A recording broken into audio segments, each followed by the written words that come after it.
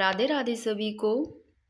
तो साथियों, अपनी राजस्थान ज्योग्राफी चल रही थी, जिसमें जो टॉपिक अपना चल रहा था राजस्थान के भौतिक प्रदेश, जिसकी एक क्लास मैंने अपलोड कर दी थी। आज उसकी सेकंड क्लास भी आ गई है, क्योंकि नोट्स बनाने में टाइम लगता है साथियों।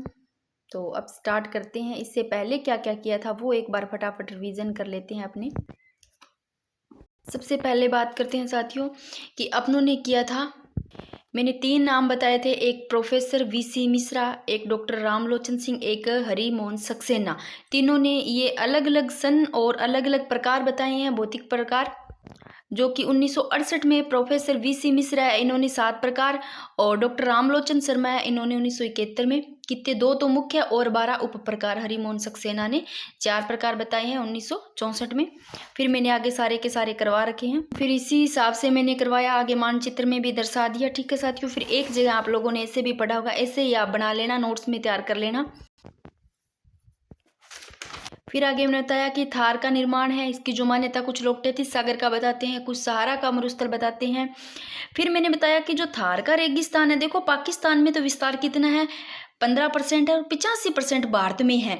जो ये 15% है, ये 2 राज्यों में है। पाकिस्तान में जो 15% है ना इस थार के रेगिस्तान का, पंजाब और सिंध में है। जो 85% है, ये 4 राज्यों में, पंजाब, हरियाणा, गुजरात, राजस्थान, जिसमें राजस्थान में कितना है 62%, यानी कि 3/5 भाग। ये देखो 85% का राजस्थान में, 62% यानी कि 3/5 भाग, जो कि संपूर्ण थार का मरुस्थल का 62% अकेले राजस्थान में है। फिर नेक्स्ट मैंने ये थड़ी, तली, मावट क्या है ये सब समझाए मैंने, कि मरुस्थल का जो उच्च भाग होता है वो थड़ी होता है, जो नीचा भाग होता है मरुस्थल का वो तली होता है, बबूल आलू, ये वैसे मैंने आगे और करवा रखे हैं। फिर देखो जो थार का रेगिस्तान है पश्चिमी मरुस्थलीय प्रदेश में, फटाफट 5 मिनट रिवीजन करवा रही हूँ, फिर नेक्स्ट करते हैं अपने। पहले तो देखो थार के रेगिस्तान को पता है, फिर पश्चिमी मरुस्थल कहते हैं। वैसे इसका विस्तार तो साथियों 16 जिलों में है, बट जो ये अरावली है ना, इस अरावली के पश्चिमी जिले तो 17 पड़ेंगे। देखो सिरोही दे रखा है, बट मैंने यहाँ पर जो पिंक किया है, जो क्रॉस किया है, सिरोही नहीं आता है, सिरोही मरुस्थलीय नहीं है, ये इधर तो आ जाता है, यानी कि सिरोही अरावली के पश्चिम में तो जरूर है भाई, पर मरुस्थलीय नहीं है। तो आपको ये पूछा जा सकता है, क्योंकि यहाँ पर थोड़ा सा ऐसे रहता है कि हाँ भाई सिरोही है, तो यहाँ आप मार खा सकते हो। फिर मैंने आपको पूरा थार का रेगिस्तान है बहुत शानदार तरीके से समझाया, आप पीछे वाली क्लास में एक बार देख लेना, क्योंकि यहाँ मैं दोबारा करवाने बैठ गई तो फिर अपना टॉपिक भी नहीं होगा। फिर मैंने बताया कि मरुस्थल का जो वर्गीकरण है 2 भागों में, कौन सा, शुष्क मरुस्थल और अर्ध शुष्क मरुस्थल, 2 भागों में बंटा हुआ है। सबसे पहले बात करते हैं साथियों, जो शुष्क प्रदेश है इसे महान मरुस्थलीय प्रदेश कहते हैं। वर्षा होती है यहाँ 0 से 25 सेंटीमीटर। मिट्टी जो पाई जाती है शुष्क प्रदेश में, रेतीली बलुई मिट्टी पाई जाती है। तो अर्ध शुष्क में कौन सी मिट्टी पाई जाती है, अर्ध शुष्क में जब पाई जाती है देखो भूरी रेतीली, यानी कि जो दूसर है, जिसको सिरोजम मृदा बोलते हैं। तो शुष्क में रेतीली बलुई, और अंतरराष्ट्रीय सीमा रेखा के पूर्व की ओर 25 सेंटीमीटर वर्षा रेखा तक है। ठीक है, जो क्षेत्र है इसका, ये अंतरराष्ट्रीय सीमा है, इसके इधर पूर्व में कितनी 25 सेंटीमीटर वर्षा रेखा तक। फिर विशेषता की बात करते हैं, विशेषता मैंने कल करवा दी, उससे पहले जो वीडियो थे। फिर मैंने एक तरफ लाठी सीरीज, चंदन नलकूप, आकलवुड, फॉसिल पार्क्स, बाप फोल्डर, इन सब के बारे में मैंने समझाया आपको। जो थार का जल महल है, बाटाडू का कुआं, भाई बाड़मेर था पहले, अब जो नई बुक है उनमें बालोतरा लिखा हुआ है 41 जिलों के अनुसार, तो ये आप थोड़ा सा आप देख लेना, मैं लिख देती हूँ पूर्व बाड़मेर 33 जिलों के अनुसार पूछे तो, बाकी भाई लिखा हुआ है तो मैंने बताया है, बालोतरा लिख रखा है। शुष्क मरुस्थलीय प्रदेश में बालू का स्तूप मुक्त है, जो रहित क्षेत्र है वो 41.50% है साथियों, और जो बालू का स्तूप युक्त क्षेत्र है वो 58.50%। फिर किया अर्ध शुष्क प्रदेश, 2 भागों में बताया मैंने, शुष्क और अर्ध शुष्क बताया। अर्ध शुष्क प्रदेश है, जिसको अर्ध शुष्क मरुस्थलीय प्रदेश नहीं कि राजस्थान बांगर भी कहते हैं। ये अर्ध शुष्क प्रदेश, इसको क्या कहते हैं, बांगर कहते हैं, यानी कि जो पुरानी जलोढ़ क्षेत्र होता है ना वो बांगर होता है, जो नई होती है उसको खादर बोलते हैं। आप ऐसे लो, ऐसे याद रह जाएगा, जलोढ़ मिट्टी वाला पुराना है ना, जहाँ पर क्या हो दलदली कचरा भूमि है ना, ऐसा कचरा वाला दलदली वाला बांगर, पुरानी जो मिट्टी है ना, तो ऐसे लो बांगर, बांगर पे ऐसे लो मिट्टी बड़ी है पुरानी है ना, ये देखो बिंदी, तो बांगर, और खादर पे कोई बिंदी नहीं लिखी थी, खादर नवीन याद रह जाएगा, ऐसे याद कर लेना। और वर्षांत होती है जो वर्षा 25 से 50 सेंटीमीटर, मिट्टी भूरी रेतीली, धूसर मृदा, सिरोजम मिट्टी। वनस्पति कौन सी पाई जाती है साथियों, स्टेपी तुल्य वनस्पति पाई जाती है। और जो क्षेत्र है यह वो अरावली पर्वत के पश्चिम की ओर कितना 25 सेंटीमीटर वर्षा रेखा तक फैला हुआ भूभाग है, जो अर्धशुष्क प्रदेश है। विस्तार ये वाले जिले। अब बात करते हैं आपने कहाँ किया था। यहाँ पर थे कि अर्धशुष्क प्रदेश को 4 भागों में बांटा गया, जिसको घग्गर का मैदान संपूर्ण पढ़ लिया था। ये देखो 4 भागों में बांटा हुआ है। जो घग्गर का मैदान है ये ऊपर है, फिर यहाँ पर शेखावटी का आंतरिक भाग आ गया, फिर नागौरी का उच्च भूमि आ गया, फिर गोंडवाना प्रदेश आ गया। ठीक है, तो घग्गर का मैदान तो संपूर्ण पढ़ लिया था। आज शेखावटी का आंतरिक भाग से पढ़ेंगे सारे के सारे। एक बार देख लो, कल घग्गर का मैदान इससे पहले पढ़ा। जिला है वो हनुमानगढ़ गंगानगर, इसे बग्गी काठी भी कहते हैं। ये राज्य का कृषि योग्य क्षेत्र है भाई साथियों। घग्गर नदी द्वारा जो लाई गई उपजाऊ मिट्टी से जो बना घग्गर का पाट, उसको हनुमानगढ़ में क्या कहते हैं, नाली कहते हैं। घग्गर नदी का प्रवाह क्षेत्र पाट या नाली कहलाता है। वैसे भेड़ की नस्ल भी है नाली इधर ही। और ये प्रमुख नहरें मैंने बता दी थी। जिसमें सेम की समस्या है वो कौन सी है, वो इंदिरा गांधी नहर परियोजना। जो फर्स्ट ये इंदिरा गांधी नहर परियोजना, इसमें सेम की समस्या पाई जाती है। फिर मैंने सेम की समस्या बताई है आपको, फिर इसको उपाय भी बताए, कुछ भी नहीं छोड़ा है कि छोटी छोटी चीजें मैंने दर्शाई है। अब करेंगे साथियों अर्धशुष्क प्रदेश का कौन सा, शेखावटी क्षेत्र, जो शेखावटी का आंतरिक भाग है। एक बार मैं बता देती हूँ कि अपने क्या क्या पढ़ने वाले हैं, कैसे किसी है, कितने नोट्स है। क्योंकि वैसे तो ये टॉपिक करवाने बैठे ना, कम से कम आपको 6-7 वीडियो से नीचे नहीं मिलेगा। कई तो 10 तक ही ले जाते हैं इस क्लास को अपनी 2 वीडियो में कंप्लीट करने की कोशिश। एक वीडियो वो थी, एक इसमें कंप्लीट कर लेंगे। तो सबसे पहले देख लो आप शेखावटी क्षेत्र में जो ये शब्द है नीड, जोहड़, नाड़ा, सरसरोर, इसको मैंने एक जगह लिखा है ताकि आपकी शानदार नोट्स तैयार हो जाए। ठीक है, फिर इसी तरीके से मैंने आगे लिख लिया। फिर आ जाएगा नागौरी उच्च भूमि आ जाएगा। ठीक है, फिर नागौरी उच्च भूमि की प्रमुख पहाड़ियाँ आ गई। फिर गोंडवाना प्रदेश है जो लूणी बेसिन है उसको किया है। ठीक है ना, फिर इसकी विशेषता मैंने एक जगह ऐसे लिख दिया। फिर गोंडवाना प्रदेश के प्रमुख पहाड़ एवं पर्वत कुछ रहे जो इधर लिख दिए मैंने। ठीक है ना, और जसवंतपुरा की पहाड़ियाँ वगैरह ये सब आ गए, अन्य पहाड़ियाँ भी आ गई। फिर इधर बालू का स्तूप के प्रकार आ गए। ठीक है ना, वो एक जगह है मैंने जैसे पवन की गति के अनुसार जो है एक आकृति के अनुसार वो एक जगह लिख दिए। फिर कुछ ये शब्दावलियां जैसे कि पलाया क्या है, अमादा क्या है, यहाँ से प्रश्न बनते हैं तो एक पेज पे मैंने की है ताकि एक पेज पे आप पढ़ इसको इन सबको। फिर मोस्ट इंपॉर्टेंट जहाँ सबसे ज्यादा प्रश्न बनते हैं, अरावली पर्वतीय प्रदेश, वेरी वेरी इंपॉर्टेंट, यहाँ से काफी प्रश्न बनते हैं, हर बार बनते हैं, तो ये आपको अच्छे से पढ़ना है साथियों। एक बार देख लो अरावली पर्वतमाला से जितने भी प्रश्न बनते हैं अपने ऐसे पढ़ेंगे। ठीक है, फिर जैसे लंबाई, अरावली की कुल लंबाई एक जगह लिख दी, राजस्थान में कितनी ऐसे ही लिख दी। ठीक है ना, फिर अरावली की जो औसत ऊंचाई है, देखो निर्माण के समय कितनी थी अरावली की औसत ऊंचाई 250 मीटर, और जो वर्तमान में अरावली की औसत ऊंचाई है 930 मीटर। ऐसे ही आपको नोट्स बनाने हैं। ठीक है ना, ताकि आपके शानदार नोट्स बन जाए और आपका एग्जाम टाइम में फटाफट रिविजन आप एक जगह से ऐसे ही कर लो। ठीक है ना, एग्जाम टाइम में ही तो होता है एक ना, आपके पास ऐसे नोट्स बनाए होते हैं तो आपको कहीं भटकने की जरूरत नहीं पड़ती, कहीं यूट्यूब पे भागो। एग्जाम टाइम में बस घबराहट होती है और कुछ नहीं होता। अगर आपके पास शानदार नोट्स है, अगर आप उस टाइम रिवीजन कर लेते हो तो आपको घबराने की बिल्कुल भी जरूरत नहीं पड़ती। थोड़ा टाइम लग सकता है, टॉपिक थोड़ा बड़ा हो सकता है, बाकी शानदार है। अरावली के प्रमुख पठार हो गए। ठीक है ना, पहाड़ियाँ आ गई, मैंने एक जगह लिख दिए ये सारे के सारे। वैसे मैंने चोटियाँ करवा रखी है। जब एग्ज़ाम था ना पीछे रीड का था, तब मैंने 2-3 दिन पहले ही चोटियों की डाली थी। एक मैंने कहा था क्योंकि अब चोटियों की रह गई है, मैं एक छोटी सी क्लास डाली, छोटी सी बिल्कुल ही। उसमें क्या है वैसे यहाँ से प्रश्न बन गया भाई, तो बना ही था अरावली में। तो अरावली की चोटियों से तो बनता ही बनता है, तो आपको ये सारी पढ़ लेनी है। इनका कर्म से ही पूछ लिया गया था, पहले पहले यही पूछ ली थी कि गुरु से कर से दिलवाड़ा दरगाह यहीं से ही। तो अरावली की प्रमुख दर्रे, फिर यहाँ पर मैंने इसी हिसाब से लिख लिया, आप ऐसे ही पढ़ लेना। फिर आ जाता है पूर्वी मैदानी प्रदेश आ गया। ठीक है ना, वेरी वेरी इंपॉर्टेंट, यहाँ से भी प्रश्न बनते हैं। पूर्वी जो मैदानी भाग है।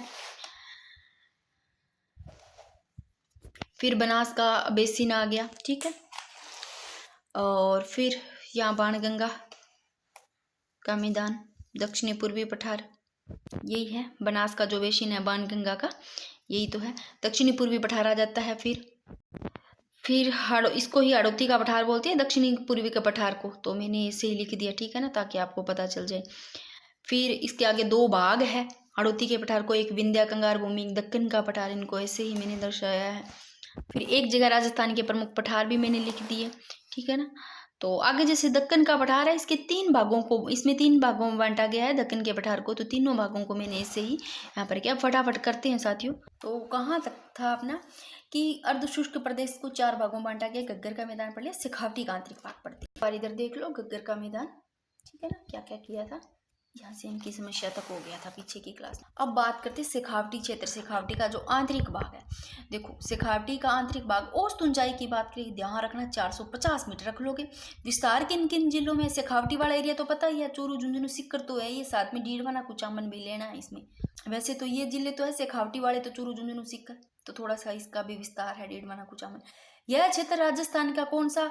उत्तरी और इधर पूर्व में आ जाता है ना, शेखावटी एरिया इधर ही आता है, मैप में देखोगे तो उत्तरी और पूर्वी भाग में स्थित है। विशेषता की बात करें तो साथियों, यह राजस्थान का सबसे बड़ा अंतर प्रभाव क्षेत्र है। अंतर प्रभाव क्षेत्र कौन सा है? शेखावटी का आंतरिक भाग।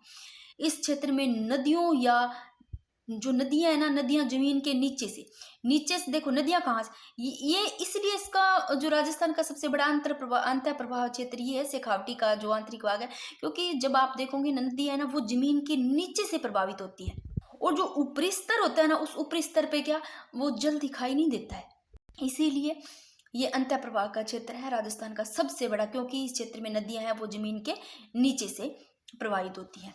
ठीक है, अब बात करते हैं नोट। इन क्षेत्र में जमीन के नीचे चूने की परतें पाई जाती है। वर्षा का जल चूने की परतों में बहता है। देखो चूने की परतें पाई जाएगी, जमीन के नीचे किसकी पाई जाएगी? चूने की परतें पाई जाएगी, और वर्षा का जो पानी है ना, जल है ना, वो चूनों की परतों में बहता है, इसीलिए इसको क्या कहते हैं? अंतः प्रवाह, यानी कि आंतरिक जल प्रवाही क्षेत्र कहते हैं, अंदर ही बहता है आंतरिक जल प्रवाही क्षेत्र। और चूने की जो परत होती है ना, इसी कारण यहाँ पर ज्यादा गर्मी और ज्यादा ही आपको सर्दी पड़ती है, तो चूने की परत के कारण यहाँ अधिक गर्मी और अधिक सर्दी पड़ती है।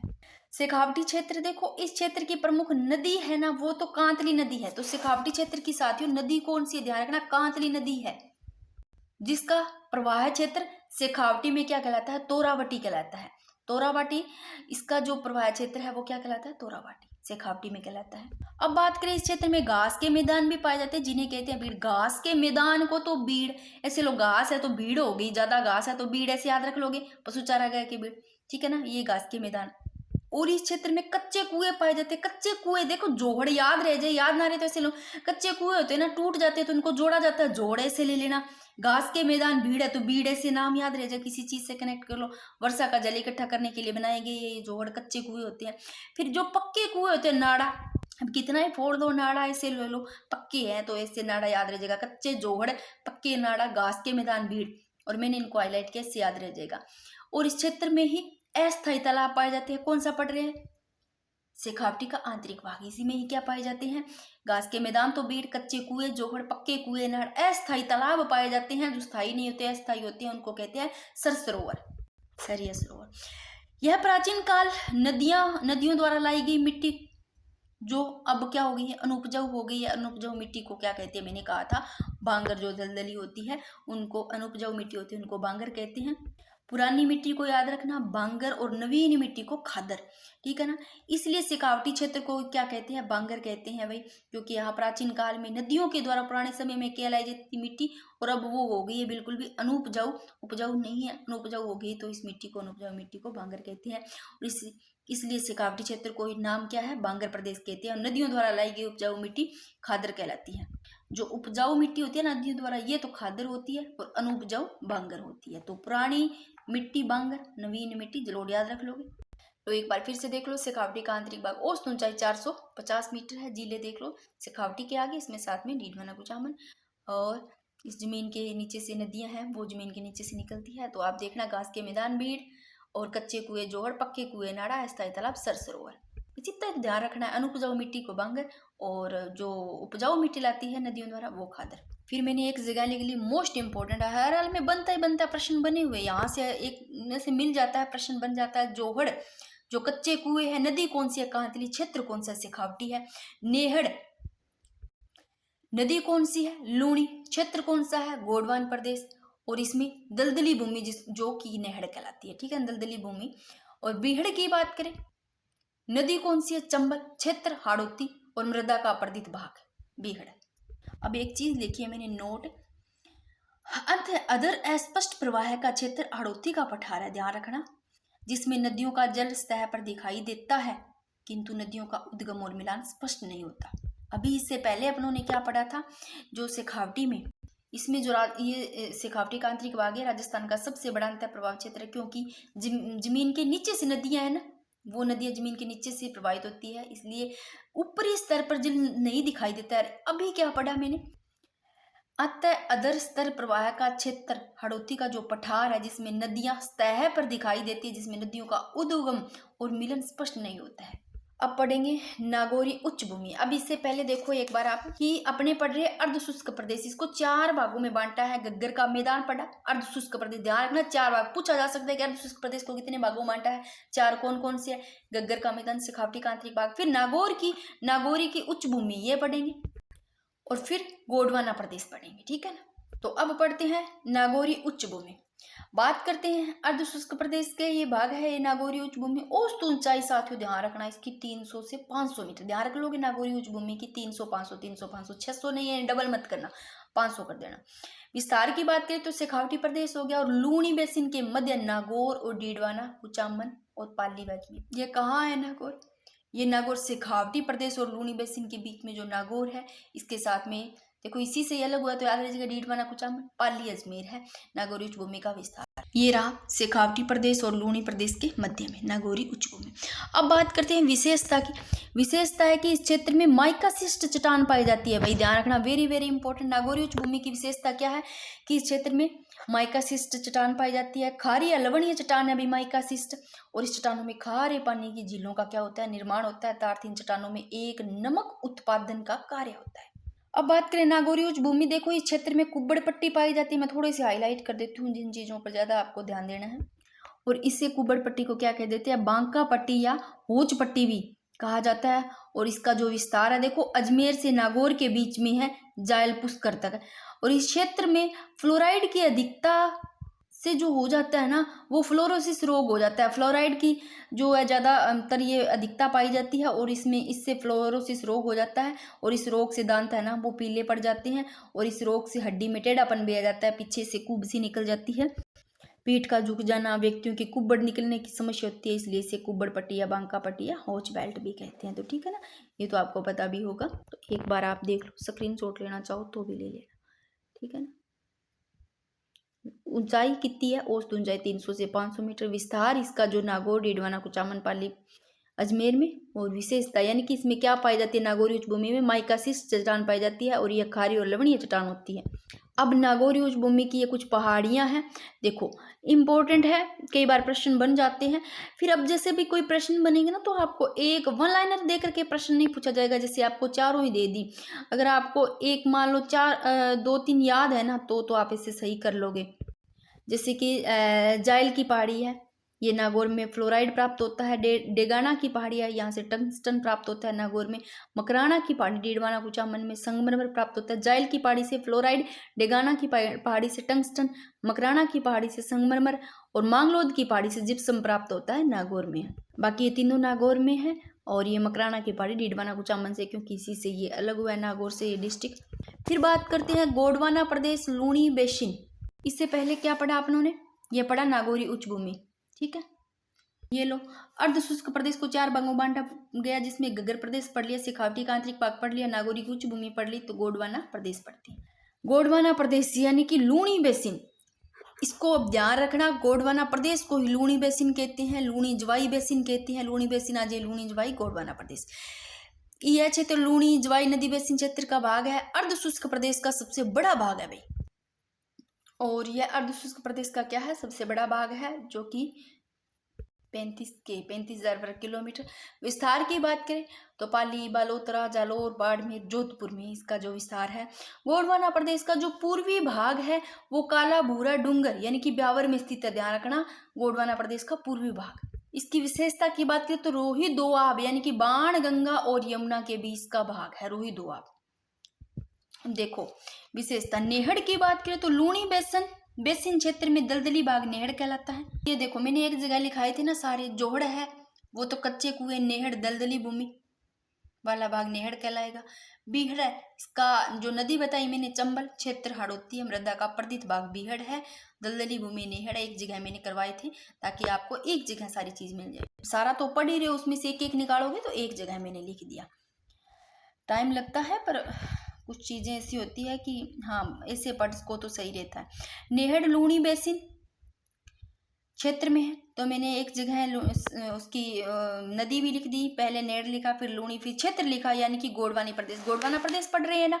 ये देखो नदी कौन सी बताई मैंने, कौन सी नदी है, लूणी। ये ऐसे लिखा है नेहड़, नदी कौन सी है, लूणी, से क्षेत्र कौन सा, गोंडवाना प्रदेश, और दलदली भूमि है वो नेहड़ कहलाता है। ठीक है, जो इम्पोर्टेंट है वो मैं एक जगह लिख देती हूँ ताकि आपको ऐसा याद रह जाए।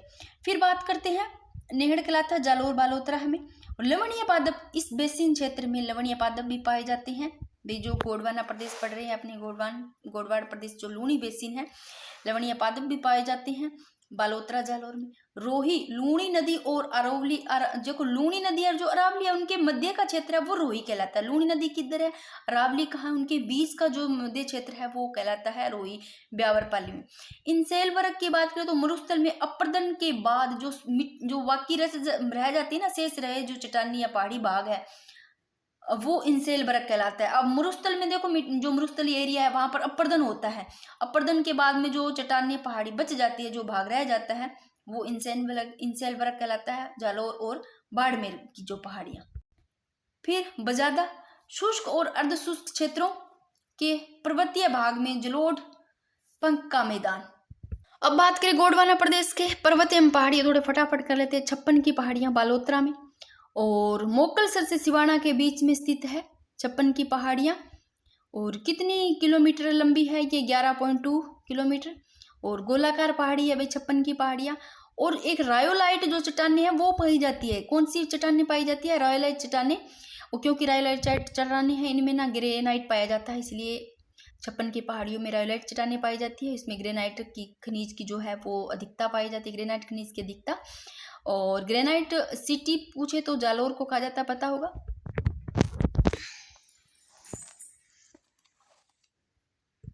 और 56 की पहाड़ियों में पिपलूद, बालोतरा में हल्देश्वर महादेव मंदिर है। सेंदड़ा, ब्यावर में सर्पाकार चट्टानें मौजूद है। कमर में दर्द होने लग जाता है भाई बैठे बैठे रहने से भी। नाकोड़ा पर्वत की बात करें तो बालोतरा में, इसे राजस्थान का मेवानगर कहते हैं क्योंकि प्राचीन एवं पवित्र धार्मिक स्थल है। इस पर्वत में जैन मंदिर का प्रसिद्ध मंदिर है, पार्श्वनाथ का मंदिर, और इसे काला भैरव कहा जाता है, काल भैरव कहा जाता है। हल्देश्वर की पहाड़ी बालोतरा में, पीपलूद गांव मारवाड़ का ये लघु माउंट आबू कहते हैं। सिवाना दुर्ग मारवाड़ की शरण स्थली और जालोर दुर्ग की कुंजी है। हल्देश्वर मंदिर शिव मंदिर में स्थित है। फिर बात करें जसवंतपुरा की पहाड़ियां जालोर में, और ये पहाड़ियां अरावली का क्या है, पश्चिम भाग है जसवंतपुरा की पहाड़ियां। इन पहाड़ियों में जालोर बाकर हो गया, जाडोल बाकर, इसराना बाकर, रोजा बाकर नामक चट्टानें। अगर आपको पूछ लेना ऐसी बाकर वाली जाडोल बाकर, इसराना बाकर, रोजा बाकर नामक चोटियां आती है तो जसवंतपुरा की पहाड़ियों में, ठीक है ना। नोट, बाकर की पहाड़ियां पूछे सिरोही में स्थित है।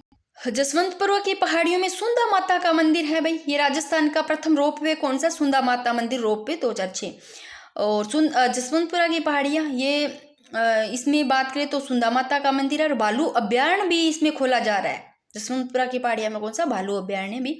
और यहाँ पर एक नदी का उद्गम भी, कौन सी नदी का हुआ है, सांगी नदी का।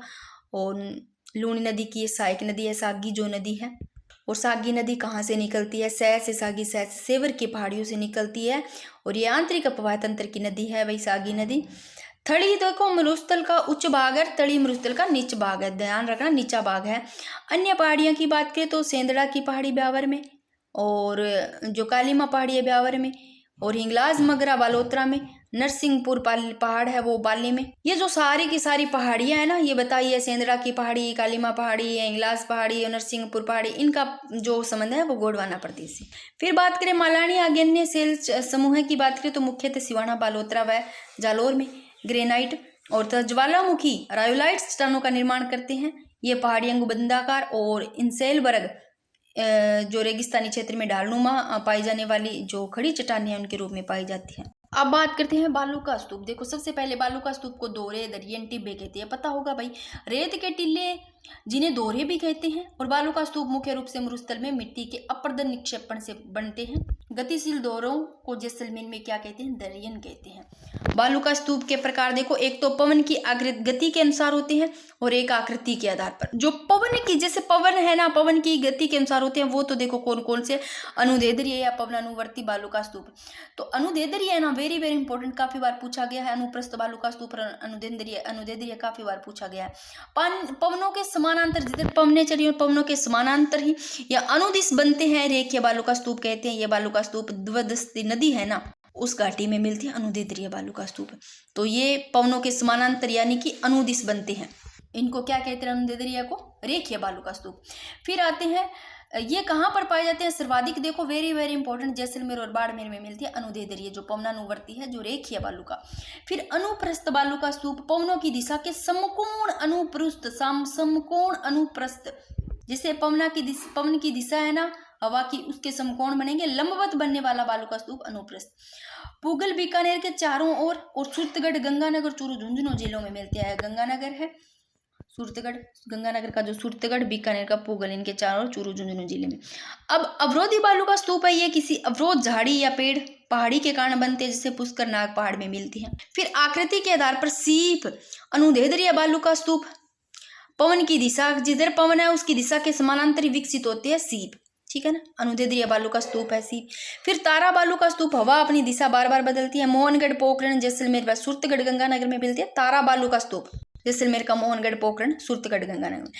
पैराबोलिक जो प्रवलयाकार है, हवा के रुख के विपरीत। अंग्रेजी का देखो, जैसे यू आकार की तरह नहीं लग रहे आपको, ऐसे अंग्रेजी के यू आकार में विकसित हुए। राजस्थान में सर्वाधिक पैराबोलिक बालू का स्तूप मिलते, सबसे ज्यादा देखो राजस्थान में ये। अब पवन की गति के अनुसार एक इधर करवाए थे, वो पवन की गति के अनुसार एक ये रह गया, कौन सा? बरखान या अर्धचंद्राकार बालू का स्तूप। ये देखो, इसकी जो ऊंचाई है वो कितनी है? 10 से 20 मीटर, चौड़ाई है 100 से 200 मीटर, ठीक है ना। और बरखान अर्धचंद्राकार जो बालू का स्तूप है, सर्वाधिक गतिशील है। अब फटाफट ये पढ़ लेते हैं कि इनको क्या क्या कहते हैं। ये महत्वपूर्ण शब्दावलियां, इनको मैं फटाफट करवा देती हूँ, बाकी आप नोट्स से बना लेना नोट्स।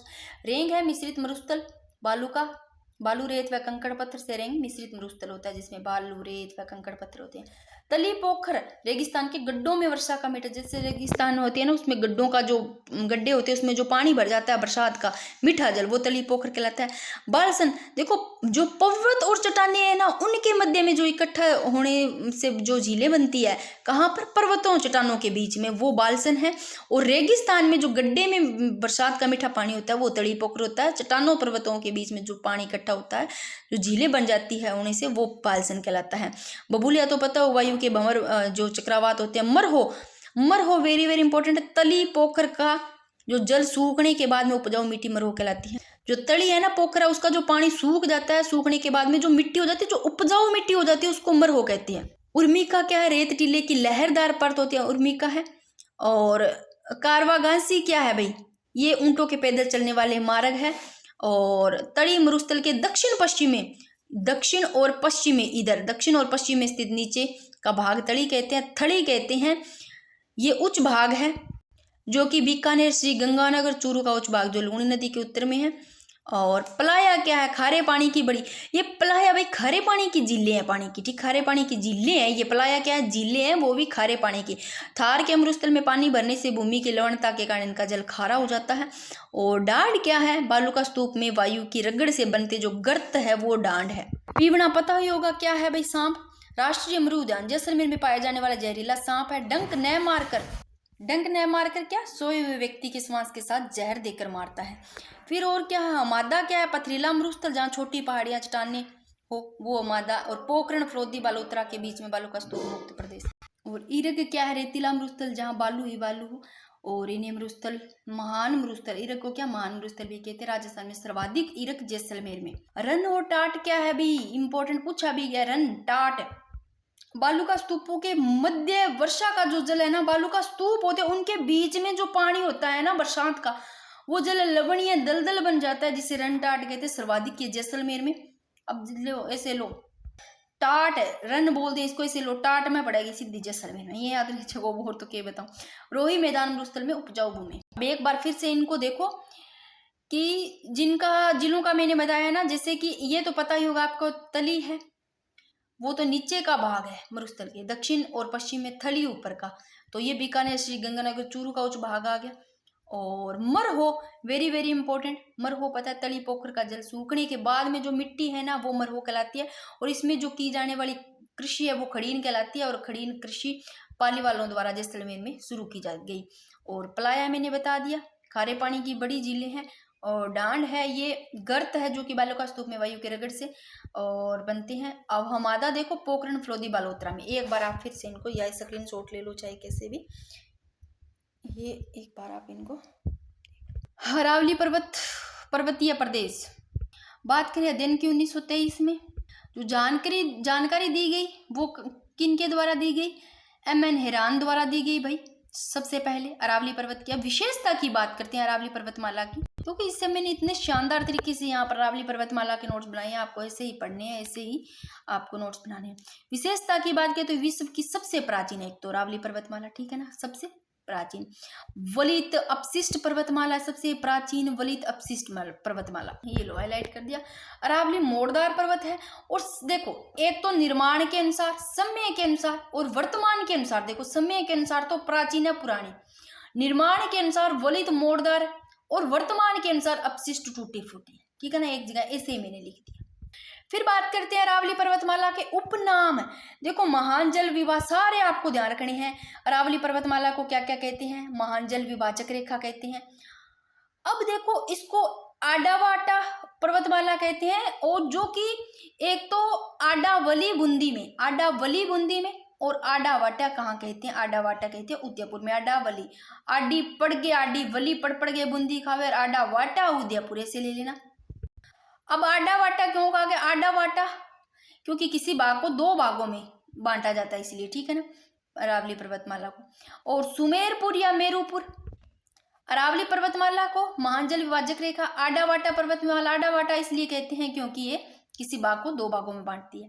परिपत्र भी कहते हैं अरावली पर्वतमाला को विष्णु पुराण में, और इसी को ही सुमेरपुर पर्वत, सुमेरु पर्वत या मेरू पर्वत या सुमेरु पर्वत बोलती हैं अरावली पर्वतमाला को। डोसी की पहाड़ी या डासी की पहाड़ी भी कहते हैं इसको, डासी या डोसी के आ जाए, हरियाणा के क्षेत्र में कहते हैं अरावली पर्वतमाला को। डासी की पहाड़ी कहाँ, हरियाणा के क्षेत्र में। रायसीना की पहाड़ी कहते हैं दिल्ली में, और गिरनार की पहाड़ी भी कहते हैं अरावली पर्वतमाला को। गुजरात में खनिजों का अजायब घर भी कहते हैं, और महान जल विभाजक रेखा, ये मैंने बता दिया। नोट, अरावली पर्वतमाला से निकलकर पूर्व की ओर जाने वाली जो नदियां ना, अरावली पर्वतमाला से निकलकर जो पूर्व की ओर जाती है नदियां, वो बंगाल की खाड़ी का प्रवाह तंत्र का निर्माण करती है। देखो ये मान लो अरावली पर्वतमाला है, और इससे जो पूर्व की ओर जाएगी ना इधर, वो किसका निर्माण करेगी, बंगाल की खाड़ी के प्रवाह तंत्र का निर्माण करेगी।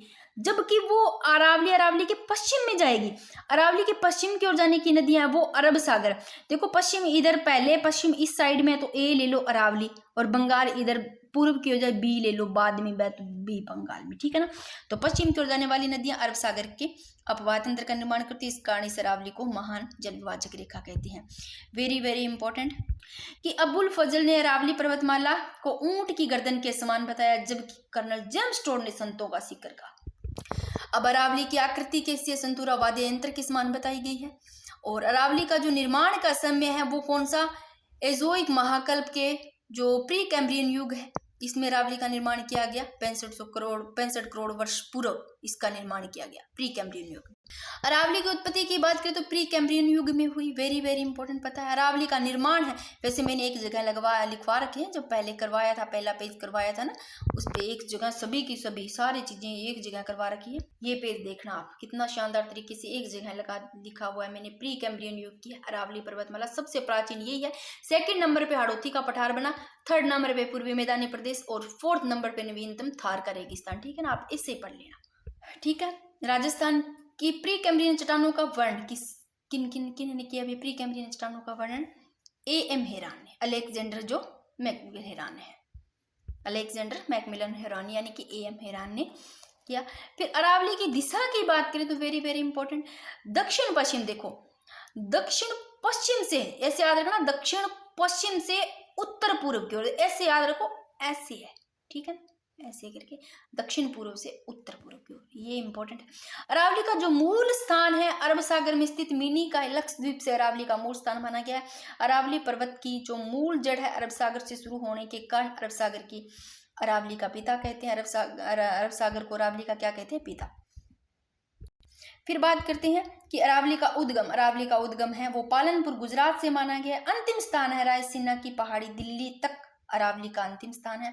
तो अब पालनपुरा गुजरात से रायसीना की पहाड़ी दिल्ली तक टोटल कुल लंबाई कितनी? 692 है। राजस्थान में कितनी है? 550।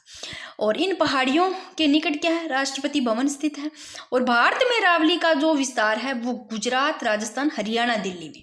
एक बार फिर से देख लो साथियों, अरावली की आकृति, फिर उत्पत्ति, फिर दिशा, फिर अरावली का मूल स्थान, उद्गम, फिर इसका जो भारत में भी मैंने अरावली का विस्तार लिख दिया। अब राजस्थान में विस्तार अरावली का, वेरी वेरी इंपॉर्टेंट। अब इससे पहले अपने ने पढ़ा भारत का, ठीक है ना।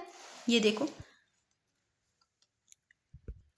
कि पालनपुर गुजरात से माना गया उद्गम और अंतिम स्थान है वो रायसीना की पहाड़ी दिल्ली तक, यानी कि भारत में भी अरावली का विस्तार गुजरात, राजस्थान, अरावली, दिल्ली, याद हो जाएगा।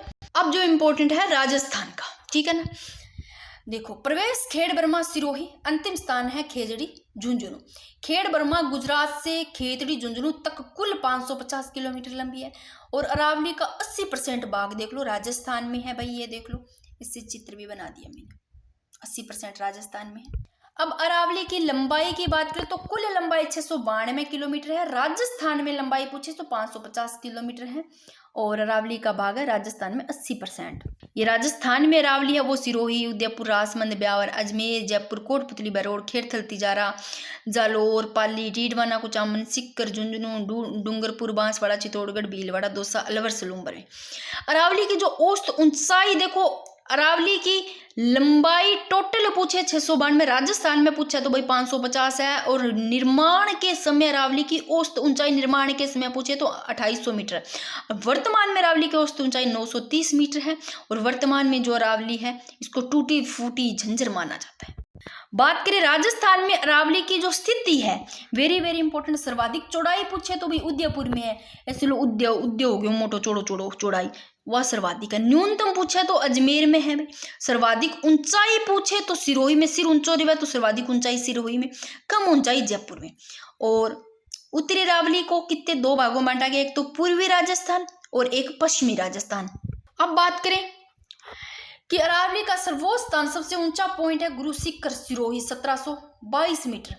और कहीं आपको जब 1727 दिया होता है ना, तो वो इसलिए होता है क्योंकि ऊपर जो है वो दंत्रोत्य ऋषि का जो मंदिर है इसलिए हो जाता है। वैसे गुरु सिक्कर की है वो 1722 मीटर है, क्योंकि 5 मीटर और देखे तो ये है 5 मीटर, जो कि 1727 से यहाँ तक हो जाता है। तो एक जगह मैंने ये भी लिख दिया, जैसे आबू का पठार यहाँ सबसे पहले 1200 मीटर, उड़िया का पठार 1360 मीटर, 1722 मीटर गुरु सिक्कर और 1727 दंत्रोत्य मंदिर। तो अरावली का सर्वोच्च स्थान Guru Shikhar Sirohi 1722 metre. Colonel James Tod द्वारा गुरु सिक्कर को संतों का शिखर कहा गया। गुरु सिक्कर पर दंत्रोत्य ऋषि का मंदिर स्थित है। इस मंदिर में कर्नल जेम्स टोड ने ब्रह्मा, विष्णु, महेश की उपाधि से क्या किया, संबोधित किया। ठीक है। फिर है गुरु सिक्कर हिमालय पर्वतमाला और पश्चिमी घाट पर्वतमाला के बीच मध्य भारत का सर्वोच्च स्थान है। और भारत का सर्वोच्च स्थान पूछे तो K2 या गॉडविन ऑस्टिन 8611 मीटर। और दक्षिण भारत का सर्वोच्च स्थान K2 या गॉडविन ऑस्टिन। दक्षिण भारत का सर्वोच्च स्थान पूछे तो अन्नामुडी। ठीक है। और अरावली की संरचना की बात करें तो दिल्ली महासमूह की संरचना पाई जाती है। और भारत में यह संरचना दिल्ली से गुजरात के बीच में है। और इस संरचना को देखो 3 भागों बांटा गया है। एक तो अलवर समूह की संरचना जो अलवर में, अजबगढ़ की संरचना सिरोही और रायलो समूह की संरचना बाड़मेर। औसत ऊंचाई 930 मीटर, निर्माण में बताया 250 मीटर। ठीक है। अरावली वर्गीकरण देखो, अरावली का जो वर्गीकरण है, एक उत्तरी अरावली, एक मध्य अरावली, एक दक्षिणी अरावली। वैसे ये आगे पढ़ेंगे, ठीक है ना, आगे मैंने सारे करवा रखे, फिर भी देखो तो उत्तरी अरावली है, ये 450 मीटर है। मध्य अरावली 700 मीटर है। दक्षिणी अरावली की बात करें तो 1000 मीटर है। यहाँ उत्तरी अरावली में रघुनाथगढ़ जो कि सिक्कर में कितनी है 1055 मीटर। और मध्य अरावली में वेरी वेरी इंपॉर्टेंट, ये ध्यान रखना, उत्तरी अरावली में पूछा गया रघुनाथगढ़ सिक्कर में, और मध्य अरावली में गोरमजी जो कि ब्यावर में 934 मीटर। और दक्षिणी अरावली में बात करें तो आबू पर्वत खंड 1200 मीटर, मेवाड़ की पहाड़ी 1224 और जरगा है वो 1431 है भाई, जरगा उदयपुर में। बाकी सभी जो चोटियां करवाई है उसमें आप पढ़ोगे तो सारी आ जाएगी। फिर अरावली के प्रमुख पठार की बात करें, उत्तरी अरावली, मध्य अरावली, दक्षिणी अरावली। उत्तरी अरावली में कासना का पठार है, कांगड़वाड़ी का पठार है, सरिस्का अलवर में है ये कांकड़वाड़ी का, और जो कांकड़वाड़ी और कासना का पठार है सरिस्का अलवर। मध्य अरावली में बात करें, सेंधड़ा का पठार, काला भूरा डूंगर जो कि ये ब्यावर में है, और सर्पाकार जो सेंधड़ा का पठार है, सर्पोकार पहाड़ी पाई जाती है इसमें। सेंधड़ा का पहाड़ काला भूरा डूंगर ब्यावर में जो कि मध्य में है सेंधड़ा काला भूरा, और उत्तरी अरावली में कांसना कह उत्तरी में कह वाला कांसना, और कांकड़वाड़ी का जो सरिस्का अलवर में है। और दक्षिणी अरावली में उड़िया का पठार सिरोही में जो 1360 मीटर ऊंचा राज्य का सबसे ऊंचा पठार है, और इस पठार पर नक्की झील है। फिर आबू का पठार सिरोही में ऊंचाई 1200 मीटर, आबू के पठार की राज्य का तीसरा ऊंचा पठार है, और इनसेल बर्ग का उदाहरण है यह। लास्ट में मैंने और भी करवाया है, बेथोलिन ज्वालामुखी की संरचना, गोबंदाकार की संरचना शॉर्ट में करवाई लास्ट में। और अरावली की प्रमुख पहाड़ियां, अरावली की ये पहाड़ियां हैं, फिर एक जगह चोटियां करवाई है मैंने।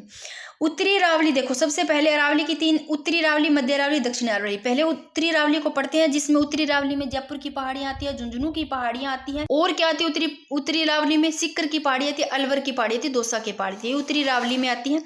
अब उत्तरी अरावली की देख लो, जयपुर की पहाड़ियों में आती है कौन सी, जुरायगढ़ की पहाड़ी, काला खोह की पहाड़ी, सेवर की पहाड़ी, कोटपुतली बैरोड, मनोहर थाना की पहाड़ी, आमेर की पहाड़ी, बेराट की पहाड़ी, कोटपुतली बैरोड में डूंगर की पहाड़ी। ये जयपुर की पहाड़ियां, सेवर की, मनोहर की, आमेर की, बेराट की, डूंगरी की, सेवर की, ये रट लेना। फिर झुंझुनू की पहाड़ी, पालखेत की पहाड़ी, नेहरा की पहाड़ी, लोहागढ़, पालखेत, नेहरा, झुंझुनू की, साकम्बरी की पहाड़ी, भोजगढ़ की पहाड़ी, नेहरा की पहाड़ी। फिर सिक्कर की पहाड़ी उत्तरी अरावली में देखो, सिक्कर अलवर, दोसा। सिक्कर की पहाड़ी में कंडेला की पहाड़ी, मालखेत की, तोरावटी, हर्ष की, और नेचवा की, जीण माता की। अलवर की पहाड़ी में उदयनाथ की, हर्षनाथ की, कालीघाट, नीलकंठ और भानगढ़ की। और दौसा की पहाड़ी में देवगिरी की। उत्तरी अरावली के बाद में दक्षिणी, मध्य दक्षिणी अरावली की, ठीक है ना। इसमें मध्य दक्षिणी में आती है अजमेर की और ब्यावर की। अजमेर की पहाड़ी में किशनगढ़ की पहाड़ी, और अजमेर की पहाड़ी में घुंघरा की घाटी स्थित है, और जिसमें आरपीएससी का कल परसों ही करवाया था मैंने 2-3 दिन पहले, घुंघरा की घाटी, जिसमें क्या है आरपीएससी का कार्यकाल स्थित है। और गठबीठली की पहाड़ी, मेरवाड़ा की पहाड़ी, और ब्यावर की पहाड़ी में सेंधड़ा की पहाड़ी, ब्यावर की पहाड़ी। अब आती है दक्षिण अरावली की पहाड़ियों में। दक्षिण अरावली में राजसमंद की पहाड़ी, उदयपुर में स्थित पहाड़ी आ जाती है। दक्षिणी में आ जाती है सिरोही की, जालोर की, भीलवाड़ा की। इतनी है ना। हाँ, राजसमंद की पहाड़ियों में दिवेर की पहाड़ी, खमनोर की। राजसमंद में खमनोर, दिवेर, बिजराइल, हेमकुट, रेल मगरा, ऐसे याद रह जाएगी। राजसमंद, राजगढ़, दिवेर, खमनोर, बिजराइल, हेमकुट, रेल मगरा। उदयपुर की पहाड़ी में आती है गोगुंदा की पहाड़ी, बिछामेड़ की पहाड़ी, पदराला की पहाड़ी, गिरवा की पहाड़ी, मगरा की पहाड़ी, धोलिया डोंगरी की पहाड़ी, सिरोही की पहाड़ी। सिरोही की पहाड़ी में सोरी आती है, बाकर की पहाड़ी, मानगांव की पहाड़ी, और बेलमगरा की। जालोर में रोजा, जाड़ोल, इसराना, याद रह जाएगी ये तो। रोजा, बाकर, जाडोल पूछा गया है। और भीलवाड़ा की पहाड़ी में बिजासन की पहाड़ी, बिजोलिया की पहाड़ी, मांडलगढ़ की पहाड़ी। जिनको स्क्रीनशॉट लेना है ये स्क्रीनशॉट ले लो, मैं लास्ट में फटाफट रिवीजन करवा दूं, क्योंकि ये मैंने एक छोटी सी क्लास डाल रखी है, करवाई हुई है, ट्रिक से भी मैंने करवा रखे हैं इनको। अब बात करते हैं अरावली प्रमुख दर्रे, ठीक है ना। परिभाषा की बात करें तो 2 उच्च भागों, पर्वत एवं पहाड़ के मध्य नीचा भाग, जो दसा हुआ भाग होता है ना, नीचा भाग, वो दर्रा कहलाता है, जो एक स्थान से दूसरे स्थान पर जाने का रास्ता प्रदान करता है। मेवाड़ में दर्रों को क्या कहते हैं, नाल कहते हैं। नोट 56 की पहाड़ियां, जसवंतपुरा की पहाड़ियां अरावली पर्वतमाला का पश्चिम भाग है। अब ये दर्रे हैं, इधर उत्तरी अरावली के दर्रे, फिर मध्य अरावली के प्रमुख दर्रे, फिर दक्षिणी अरावली के दर्रे। आपको स्क्रीनशॉट लेना है तो पहले स्क्रीनशॉट ले लो, फिर मैं करवा देती हूँ। सबसे पहले उत्तरी अरावली के प्रमुख दर्रे, डूडीमल दर्रा सवाई माधोपुर में, और कुशाली घाट का दर्रा सवाई माधोपुर में। यह दर्रा सवाई माधोपुर के शिवपुर एमपी में शिवपुर एमपी से जोड़ता है, और NH 552 गुजरता है। फिर मध्य अरावली के प्रमुख दर्रे, पहाड़ों के मध्य तंग रास्ता क्या कहलाता है, दर्रा नाल घाट कहलाता है, जिसको दर्रा नाल घाट कहते हैं। पहाड़ होते हैं उनके बीच में तंग रास्ता। मध्य अरावली में सर्वाधिक दर्रे कहाँ है, देखो मध्य अरावली में पूछे तो सर्वाधिक दर्रे ब्यावर में मिलेंगे आपको। ये देखो ब्यावर में ज्यादातर, देखो बर दर्रा ब्यावर में है, शिवपुर घाट ब्यावर में है, ठीक है। ये राजसमंद के आगे दक्षिणी अरावली के मैंने इधर लिख दिया, तो मैंने यहाँ पिंक कलर कर दिया, एक बार इसको छोड़ो। ये मध्य अरावली के पड़ रहे हैं। बरदर्रा ब्यावर को बर से जोड़ता है, शिवपुरा घाट ब्यावर, और जो कचवाली है और जो कि उदावरी है ये भी ब्यावर में है, और जो पुरवारिया का है ये भी ब्यावर में है, और स्वरूपा घाट भी ब्यावर में, देबारी ब्यावर में, ये ब्यावर में है। तो मध्य अरावली में सबसे ज्यादा कहाँ ब्यावर में। और देखो ये इनको छोड़ दो, इधर मैंने करवाए है दक्षिणी अरावली के। बरदर्रा जयपुर जोधपुर राष्ट्रीय राजमार्ग को जोड़ता है, अजमेर झीलवाड़ा दर्रा, और ब्यावर और अजमेर स्थित दर्रे मध्य अरावली में आते हैं। अब बात करते हैं दक्षिणी अरावली के प्रमुख दर्रे। देखो दक्षिणी अरावली में सर्वाधिक, देखो मध्य अरावली में तो सबसे ज्यादा कहाँ थे, ब्यावर में, सबसे ज्यादा मध्य अरावली में ब्यावर में मिले। और दक्षिणी अरावली के प्रमुख दर्रे राजसमंद जिले में है। राजसमंद जिले में गोरम घाट दर्रा, खमली जिसको कमली घाट बोलते हैं, हल्दी घाटी, जीवन की नाल, हाथी गुड़ा नाल। और पाली में बात करें तो सोमेश्वर नाल, ये भी मध्य दक्षिणी अरावली के हैं। सोमेश्वर नाल, रणकपुर जैन मंदिर जाने का रास्ता, देशूरी पार और उदयपुर के आगे है। ये थोड़े से और है दक्षिणी अरावली में जो कि उदयपुर के भी आते हैं। फुलवारी की नाल आ गया, केवड़ा की नाल, हाथी की नाल, ये सारे के सारे उदयपुर में। फुलवारी की नाल, फुलवारी की, केवड़ा की नाल, हाथी की नाल। और हाथी की नाल, इस नाल से एनएच की 27 गुजरता है और भारत का पश्चिम से पूर्व का कॉरिडोर है।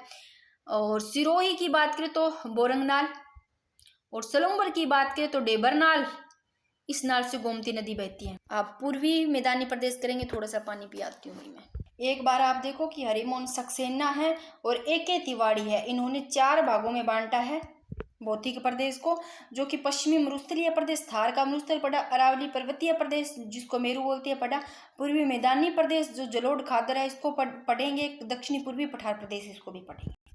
पूर्वी मैदानी प्रदेश सर्वाधिक जनघनत्व वाला भाग कौन सा है? पूर्वी मैदानी प्रदेश राजस्थान का हृदय स्थल कहते हैं। कारण क्या है? कृषि योग्य होने के।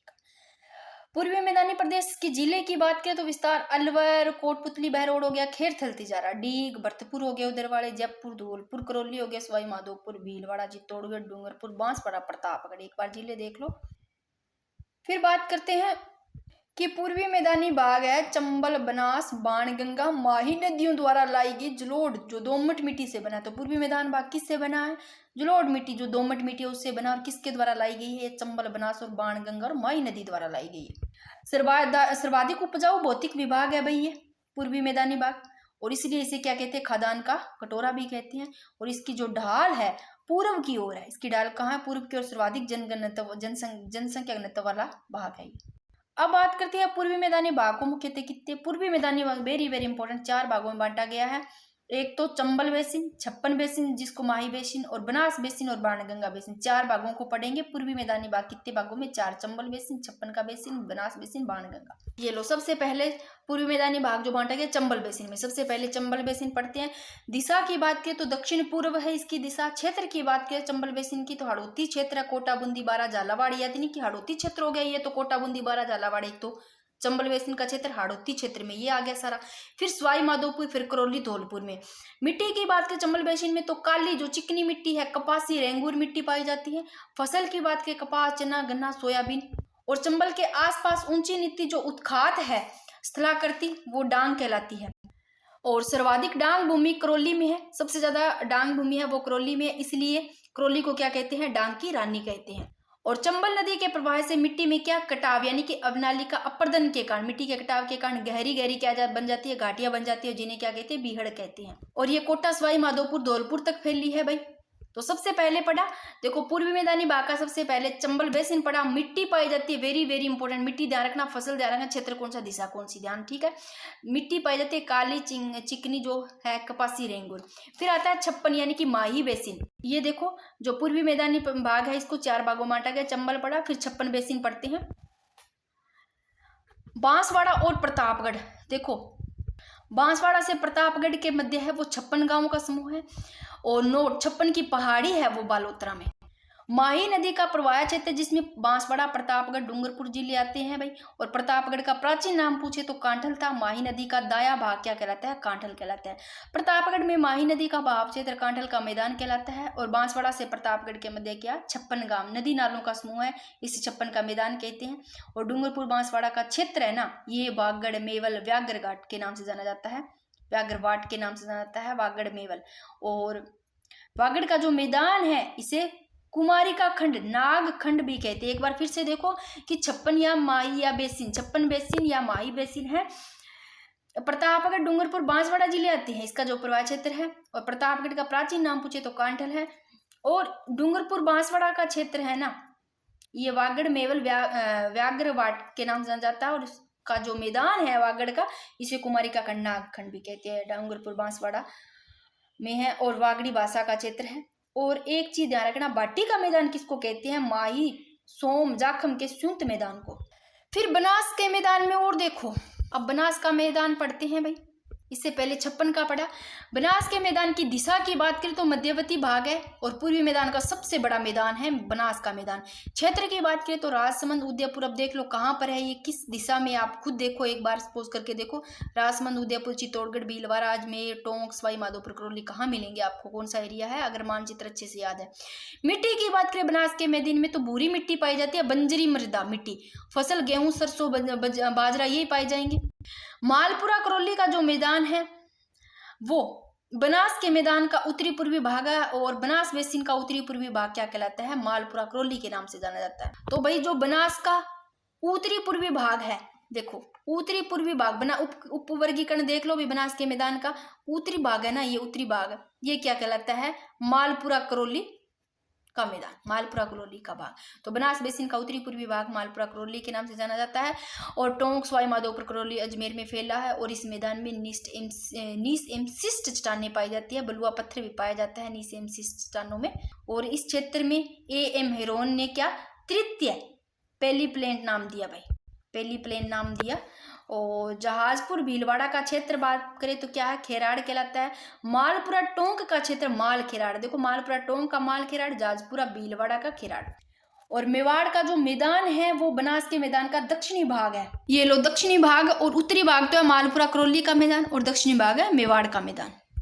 तो बनास का मैदान दक्षिणी पश्चिमी भाग है, राजसमंद, उदयपुर, चित्तौड़गढ़, भीलवाड़ा में ये एरिया। और इस क्षेत्र में देश हरो एम खेराड़ का मैदान पाया जाता है। मेवाड़ के मैदान में देशहरो और खेराड़ का। देशहरो उदयपुर में जरगा और रागा की पहाड़ियों के बीच बनास नदी का क्षेत्र है देशहरो, जरगा और जो रागा की पहाड़ियां। इस क्षेत्र के दक्षिण में बनास नदी उच्च टीले नुमा बाग निर्माण करती है और जिसे क्या कहते हैं? बिनमान मैदान कहते हैं। और देख लो बाणगंगा नदी, जो बाणगंगा है, बाणगंगा नदी मैदान है ना, बाणगंगा का मैदान। और क्या है इससे? अभी मैंने क्या बताया, दिशा तो मैंने क्या बताई थी? मध्यवर्ती भाग, यानी कि पूर्व उत्तर पूर्व का मैदान, सॉरी दिशा है पूर्व उत्तर पूर्व। देखो बनास के मैदान की जो दिशा है मध्यवर्ती भाग, पूर्वी मैदान का सबसे बड़ा मैदान है, ठीक है ना। और जो है बाणगंगा का मैदान, जो बाणगंगा बेसिन है, इसकी दिशा पूर्व उत्तर पूर्व। कितने हैं देखो आप एक बार, ये देखो पूर्वी मैदानी भाग को 4 भागों में बांटा गया। चंबल बेसिन पड़ा, फिर 56 बेसिन जिसको माई बेसिन पड़ती है, फिर बनास बेसिन है, फिर बाणगंगा बेसिन है। तो बाणगंगा बेसिन है ये सर्वाधिक जनघनत्व और सर्वाधिक उपजाऊ मैदान है बाणगंगा का। और मिट्टी जो पाई जाती है जलोढ़ या दोमट या कछारी मटियारी पाई जाती है। तो बनास बेसिन में कौन सी पाई जाती है? बनास बेसिन में पाई जाती है, ये पाई जाती है, कौन सी पाई जाती है? भूरी मिट्टी, जो बजरी मृदा है मिट्टी, बजरी, ठीक है। और बाणगंगा के मैदान में पाई जाती है जलोढ़ या दोमट या कछारी मटियारी, जो सबसे ज्यादा उपजाऊ होती है जलोढ़ मिट्टी। और क्षेत्र की बात करें तो जयपुर, दौसा, भरतपुर, डी, कोटपुतली, बहरोड, खेड़तल, तिजारा, अलवर उस साइड में। और फसल की बात करें तो गेहूं, सरसों, राई, तारा मीरा प्रमुख सब्जी है ये। रोही दोआब बाणगंगा और यमुना नदी के बीच ऊपरी मैदानी भाग को रोही दोआब कहते हैं। रोही दोआब से तात्पर्य क्या है कि 2 नदियां हैं उसके बीच का जो भाग है, इस क्षेत्र में भरतपुर का मैदान स्थित है। और राजस्थान के दो आब, गग्गर का दोआब और रोही का दोआब, गग्गर और सतलज, गग्गर का दोआब, रोही का दोआब, बाणगंगा और यमुना। फिर करते हैं दक्षिणी पूर्वी पठार, वेरी वेरी इंपॉर्टेंट, ठीक है। पूर्वी जो मैदानी प्रदेश है इसमें दक्षिणी पूर्वी पठार, क्योंकि पूर्वी मैदानी प्रदेश तो अपनों ने पढ़ लिया ना। अब है दक्षिणी पूर्वी पठारी प्रदेश। भौतिक प्रदेश में कौन सा है? दक्षिणी पूर्वी पठारी प्रदेश। इससे पहले पूर्वी मैदानी प्रदेश पढ़ा था, फिर उससे पहले अरावली पढ़ा था अपनों ने। तो बात करते हैं दक्षिणी पूर्वी पठारी प्रदेश की बात। यह राजस्थान के दक्षिणी पूर्वी भाग में स्थित है। ज्वालामुखी उद्गार की संरचना है, हड़ौती का पठार भी कहते हैं भी दक्षिणी पूर्वी पठार को। वेरी वेरी इंपॉर्टेंट, ये कैसे भी नाम लिखा सकता है, हड़ौती का पठार या दक्षिणी पूर्वी पठार। यह MP में स्थित मालवा के पठार का उत्तरी भाग है। औसत ऊंचाई 500 मीटर है। वर्षा की बात करें तो 80 से 120 सेंटीमीटर। ये देखो दक्षिणी पूर्वी पठार को हाड़ौती का पठार कहते हैं, तो मैंने हाड़ौती का पठार ही लिखा है ऊंचाई कैसे भी देख करके। इसे दक्षिणी पूर्वी पठार प्रदेश कहते हैं। यह भूभाग प्रायद्वीपीय पठार के उत्तरी भाग में स्थित है, मालवा के पठार का भूभाग है। बात करें देखो निर्माण की, पहले तो देखो जो दक्षिणी पूर्वी पठारी प्रदेश है यहाँ पर मिट्टी देखो काली मिट्टी पाई जाती है। ये भाग है दक्षिणी पूर्वी पठारी प्रदेश का, इधर है मिट्टी काली पाई जाती है। कौन से युग का है? क्रिटेशियस युग का है भाई, ध्यान रखना। इसको हाड़ौती का पठार कहते हैं दक्षिणी पूर्वी पठार को। तो निर्माण की बात करें ज्वालामुखी उद्गार से निकलने वाले लाभ से निक्षेपण से निर्मित होता है। और समय की बात करें कौन से काल का? हाड़ौती का पठार जो कि दक्षिण पूर्वी पठार है, क्रिटेशियस युग का। मिट्टी पाई जाती है काली। औसत ऊंचाई है वो 500 मीटर है। ढाल है देखो दक्षिण से कहाँ? उत्तर पूर्व की ओर। सर्वोच्च स्थान है वो चंदवासी या चांदखेड़ी 517 मीटर कोटा में। दक्षिणी पूर्वी पठार में और देखो क्या क्या है कि यह पठार राजस्थान दक्षिणी पूर्वी पठार में स्थित कृषि योग्य उपजाऊ काली मृदा का क्षेत्र है। कृषि योग्य है भाई, काली मिट्टी का उपजाऊ। और प्रमुख फसलें यहाँ कपास, चावल, सोयाबीन, गन्ना। प्रमुख फसलें तंबाकू, अफीम। विस्तार की बात करें कोटा, बूंदी, झालावाड़, बारां, सवाई माधोपुर, करौली, धौलपुर, चित्तौड़गढ़, भीलवाड़ा। और हाड़ौती के पठार की बात करें तो इस पठार को 2 भागों में बांटा गया, दोनों पढ़ेंगे। ऊपरमाल का पठार, हाड़ौती का पठार। देखो ऊपरमाल का पठार है यह पठार। हाड़ौती के पठार का ऊपरी संरचना है जिसका विस्तार बिजोलिया, भीलवाड़ा से मैसरोडगढ़, चित्तौड़गढ़ के बीच में है। और बिजोलिया के आसपास क्षेत्र को क्या कहते हैं? उत्तमाद्री कहा जाता है। और हाड़ौती का पठार है, यह पठार का क्या है? पठार ऊपरमाल के दक्षिण स्थित माल प्रदेश कहलाता है। और विस्तार की बात करें हाड़ौती क्षेत्र सवाई माधोपुर, करौली, धौलपुर में। और देखो हाड़ौती के पठार है, इसको 2 भागों में बांटा गया है। मुख्यतः कितने हाड़ौती के पठार को? 2, विंध्य कंगार भूमि और दक्कन का पठार। विंध्य कंगार भूमि की बात करें तो साथियों विंध्य कंगार भूमि है चंबल व बनास नदी के मध्य का भाग है। भले ही आप थक गए होंगे इतनी लंबी क्लास लेकर के, पर एक क्लास में जो टॉपिक पूरा हो रहा है तो आपको दिक्कत नहीं होनी चाहिए। आप 10-10 वीडियो देखते हो, वहां बोर नहीं होते हो क्या? भाई मेरे पास कोई और फैसिलिटी तो नहीं है, मैं लिख करके नोट्स बना करके पढ़ाती हूँ, तो मुझे भी टाइम लगता है, वरना तो कोई इतनी दिक्कत ना होती। तो विंध्य कंगार भूमि की बात करें तो चंबल व बनास नदी के मध्य का भाग है विंध्य कंगार भूमि। यह पठार हाड़ौती के पठार का पूर्वी भाग है। और विस्तार की बात करें विंध्य कंगार भूमि का बूंदी, करौली, धौलपुर, सवाई माधोपुर में। और इस क्षेत्र में चंबल और बनास के बीच में बलुआ पत्थर की अधिकता पाई जाती है। जो विंध्य कंगार भूमि है ना, इस क्षेत्र में चंबल और बनास है ना, इनके बीच में किसकी? बलुआ पत्थर की अधिकता पाई जाती है। औसत ऊंचाई 350 से 550 मीटर। तो विंध्य कंगार भूमि की औसत ऊंचाई 350 से 350 से 550 है। फिर एक महान सीमा है भाई जो कि ग्रेट बाउंड्री फॉल्ट, यानी कि जो महान सीमा भ्रंश है ना, ये अरावली पर्वत और जो विंध्याचल पर्वत है इनका मिलन स्थल होने के कारण इसको क्या कहते हैं? मानसीमा भ्रंश कहते हैं। विस्तार है इसका जो मानसीमा भ्रंश का, बूंदी, सवाई माधोपुर, करौली, धौलपुर, कोटा, चित्तौड़गढ़ में है। फिर देखो 2 भागों में बांटा गया है ना इसको। हाड़ौती के पठार को मुख्यतः विंध्य कंगार भूमि और दक्कन का पठार। अब दक्कन के पठार को पढ़ते हैं। विंध्य कंगार पर्वतमाला का पश्चिमी भाग है दक्कन का पठार, दक्कन लावा पठार, जो कि हाड़ौती का पठार का दक्षिणी भाग है। और चंबल, पार्वती, काली सिंध और त्रिकोणीय कापिया बेसिन बनाती है काम्पिया। और इसका विस्तार है कोटा, बूंदी, बारां, झालावाड़ में है। ठीक है, कोटा, बूंदी, बारां, झालावाड़ आ गया। और औसत ऊंचाई है 210 मीटर से 475 मीटर के बीच में है। इस पठार में चंबल और उसकी सहायक नदियों के बीच में बेसाल्ट पत्थर की अधिकता पाई जाती है। अब देखो दक्कन के पठार को भी आगे 3 भागों में बांटा गया है, 3 पढ़ेंगे। पहले हाड़ौती के पठार को पढ़ा 2 भागों में, विंध्य कंगार और दक्कन का पठार। फिर दक्कन के पठार को आगे कितने? 3 भागों में। ध्यान रखना पूछे तो दक्कन के पठार को 3 भागों में। कौन कौन से दक्कन के 3 पठार? ये रहे मुकंदरा की पहाड़ियां है, शाहबाद उच्च क्षेत्र है, एक डंग गंगधर उच्च भूमि है। इन तीनों को पढ़ते हैं, बस एक पेज हो रहा है, आगे ज्यादा नहीं है। मुकंदरा हिल्स पहाड़ी की बात करें तो कोटा, झालावाड़, बूंदी। और अर्धचंद्राकार आकृति की पहाड़ी है। मुकंदरा हिल्स पहाड़ी कहाँ भैया? विस्तार कोटा, झालावाड़, बूंदी में। और अर्धचंद्राकार आकृति की पहाड़ी है। सर्वोच्च स्थान पूछे तो चंदवासी कोटा में है। पहाड़ी की लंबाई की बात करें तो काली सिंध और आहू नदी के समय पर गागरोन का किला स्थित है। संगम के स्थान को क्या कहते हैं? सामेला कहते हैं। फिर आता है एक शाहबाद उच्च क्षेत्र 12। देखो अब आप एक बार फिर से देखो कि दक्कन के पठार को 3 भागों में मुकंदरा हिल्स पड़ा, फिर शाहबाद उच्च क्षेत्र। शाहबाद उच्च क्षेत्र की बात करें तो 12 में है। वेरी वेरी इंपॉर्टेंट, पूछा गया 3rd ग्रेड में एक बार पहले कभी प्रश्न बना है, ये शायद प्री में बना है। शाहबाद उच्च क्षेत्र 12 में है। रामगढ़ 12 के पास घोड़े की नाल की आकृति और शू आकार की पर्वत श्रेणी है भाई, ठीक है ना, ये भी प्रश्न बना हुआ है। कि शाहबादुत क्षेत्र है रामगढ़ बारा के पास, ये 3rd ग्रेड में बना हुआ है, ये मेंस में नहीं बना हुआ।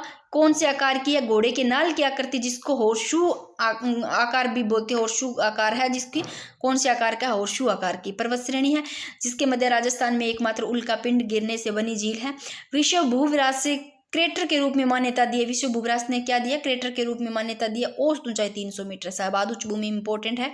फिर आता है डग गंगाधर उच्च भूमि, झालावाड़ या पठारी बाग, इसे झालावाड़ का पठार कहते हैं।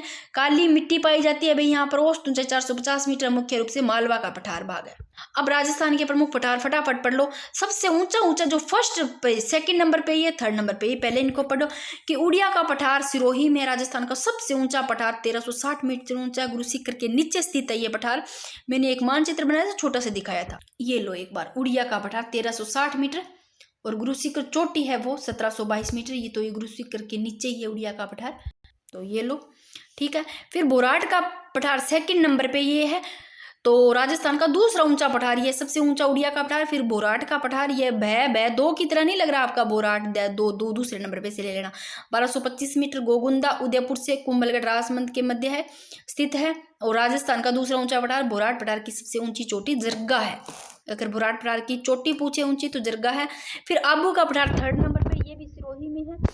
तो ये राजस्थान का तीसरा ऊंचा पठार है, कितना? 1200 मीटर।